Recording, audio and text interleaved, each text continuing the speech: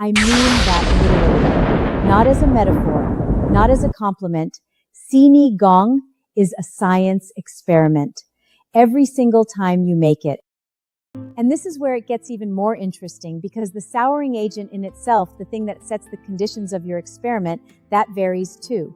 Not just by preference, by region, by what was available, by what your family's version of the experiment looked like. Tamarind, sampalok, is the most common Luzon, Manila, most of the diaspora. Sharp, deep, slightly fruity sour, the one most of us think of when we say sinigang. In Pampanga, miso goes into the broth. Same experiment, different variable. The sour gets layered under fermented umami. Down in Batangas, it's guava bayabas. Floral, lighter, almost sweet underneath the sour. Completely different result from the same method. In the Visayas and Bicol, they use kamias, bilimbi fruit. More aggressive acid than tamarind, more assertive. The version that makes you sit up straight after the first sip. And up in the Cagayan Valley, unripe mango sinigang sa manga. Tropical, green, fruity, sour, nothing like the classic. But the same experiment, different variable, same dish. Different souring agents. Different proteins, pork, bangas, hipyon, baya. Different vegetable combinations. Every Pinoy family running the same base experiment with their own set of variables. And every result being correct. Because in this experiment, there is no wrong answer. There's only your answer. I want to come back to your Lola for a second, because I think she deserves more credit than she gets. When she stood over that pot and tasted the broth, she wasn't guessing. She was reading data. The sourness told her something. The saltness told her something. The color of the kangakang told her something. She was processing multiple variables in real time and making micro adjustments based on a lifetime of results. That is not intuition. That is expertise. She never took a chemistry class.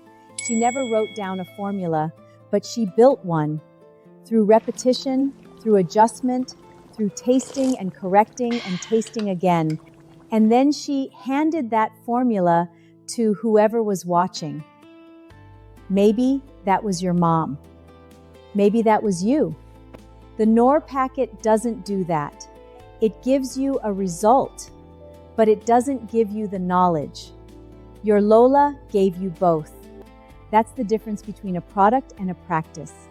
And sinigang, real sinigang, the kind you adjust, is a practice.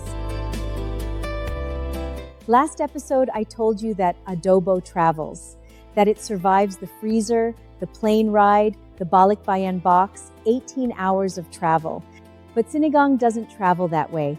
You can't pack a broth in a Ziploc bag. You can't vacuum seal a pot of sour soup and pull it out 6,000 miles later. Sinigang doesn't survive the journey. And yet, it's in every Filipino kitchen, everywhere in the world, every single week. The reason is that what travels isn't the dish, it's the experiment. The knowledge of how to run it, the sense memory of what the right sourness feels like. The understanding that you don't follow a recipe mutation, you taste it, you adjust, you get it close to right, and then you serve it.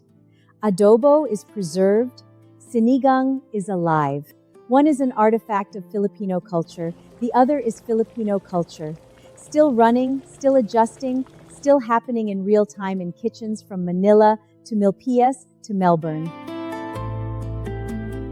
So here is what I want you to take from this. When I said last episode that sinigang is basically a science experiment, I wasn't being cute.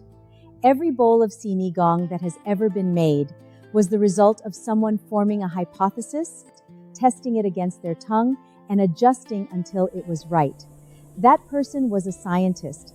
They just happened to be standing in a kitchen. Your version of sinigang, the one that's a little more sour than your tia's, a little less salty than the restaurant version, with exactly the right amount of kangowi because that's how your mom always made it, that version is not an accident. It is the accumulated result of every adjustment made by every person in your family who stood over that pot before you.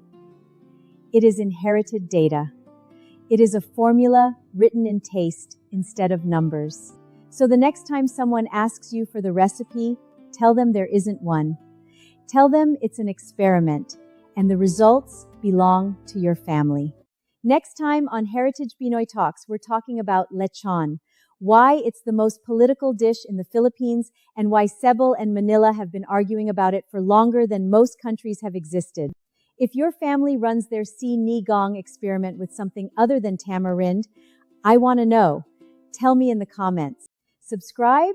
We are just getting started. See you next time, Ana.